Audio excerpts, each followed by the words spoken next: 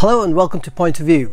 4 people, none of them trained astronauts, were just launched into orbit aboard a SpaceX Dragon capsule on September 15, 2021. Part of the SpaceX Inspiration4 mission, Dragon's first all-civilian 3-day human spaceflight blasted 4 civilians with minimal training into orbit, bringing space tourism closer to reality. Organized and funded by entrepreneur Jared Isaacman, the Inspiration4 mission touts itself as the first all-civilian mission to orbit and heralds a new type of space tourism. The 4 crew members aren't the first space tourists this year. In the past few months, we have seen billionaires Richard Branson and Jeff Bezos launch themselves, along with a lucky few others, into space on brief suborbital trips. While there are similarities between those launches and Inspiration4, the mission is being paid for by one billionaire and is using a rocket built by another billionaire, Elon Musk.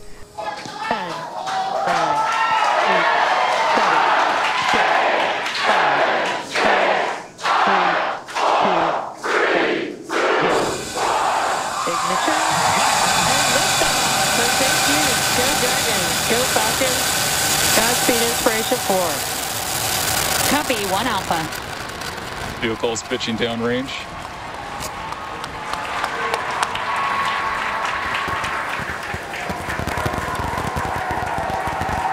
Stage 1 propulsion is nominal.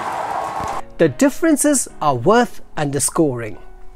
Another unique aspect of the mission is that one of its goals is to raise awareness of and funds for St. Jude Children's Research Hospital. The fact that Inspiration4 will send regular people into orbit for 3 days makes it a milestone in space tourism.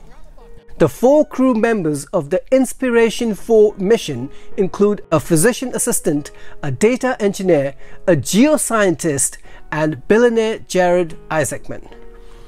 This is a diverse group of people. One crew member, Sian Proctor, won a contest run by Isaacman's online payment company. Isaacman selected Hayley Arceneaux, a physician's assistant at St. Jude and childhood cancer survivor, to participate in the launch. The final member, Chris Sembroski, won his seat when his friend was chosen in a charity raffle for St. Jude and offered his seat to Sembroski. Now let's look at why Inspiration4 is different. The biggest difference between Inspiration4 and the flights performed earlier this year is the destination. Blue Origin and Virgin Galactic took, and in the future will take, their passengers on suborbital launches. Their vehicles can go high enough to reach the beginning of space before returning to the ground a few minutes later. On the other hand, SpaceX's Falcon 9 rocket and Crew Dragon vehicle will take the Inspiration4 crew all the way into orbit, where they will orbit the Earth for 3 days. Because none of the 4 participants has any major formal astronaut training, the flight has been called the first all-civilian space mission. The rocket and crew capsule are both fully automated. No one on board will be required to control any part of the launch or landing. Yet, the 4 members still needed to go through more rigorous training than the people on the suborbital flights. Over the past 6 months, the crew received hours of simulator training, lessons in flying a jet aircraft, and spent time in a centrifuge to prepare for the G-forces of launch. Social outreach has been another key aspect of this mission. While Bezos and Branson got a lot of flack for pitching their flight as a race to space between billionaire playboys, Inspiration4 has tried to make space tourism a bit more relatable. The crew recently appeared on the cover of Time magazine and is the subject of an ongoing Netflix documentary.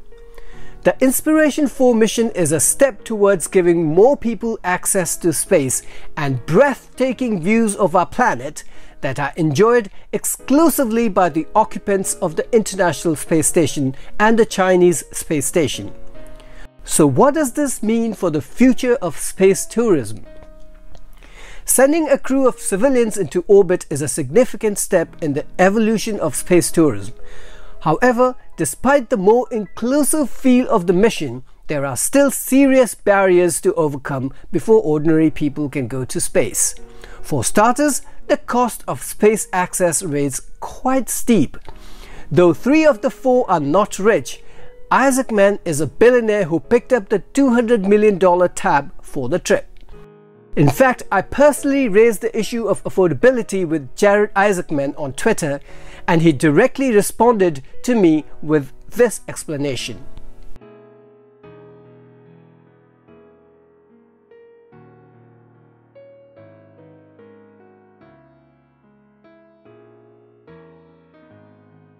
Then there's the issue of spare time.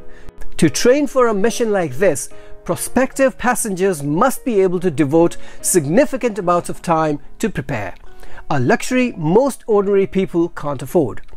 Lastly, space remains a dangerous place, and currently there's no way to fully eliminate the dangers of launching people into space, whether or not they are untrained civilians or seasoned professional astronauts. Be that as it may, orbital space tourism is coming. For SpaceX, Inspiration4 will serve to further demonstrate the safety and reliability of their autonomous rocket and capsule systems. In fact, SpaceX has several tourist missions planned over the next few months, even though the company isn't narrowly focused on space tourism. Some of these upcoming flights will even include stops at the International Space Station. No doubt space remains out of reach for most on Earth, but Inspiration4 is an example of how billionaire space barons' efforts to include more average people on their journeys can give an otherwise exclusive activity a wider public appeal. Here's wishing the Inspiration4 crew and St. Jude Children's Research Hospital all the success in their noble cause. That's a wrap. Thanks for watching.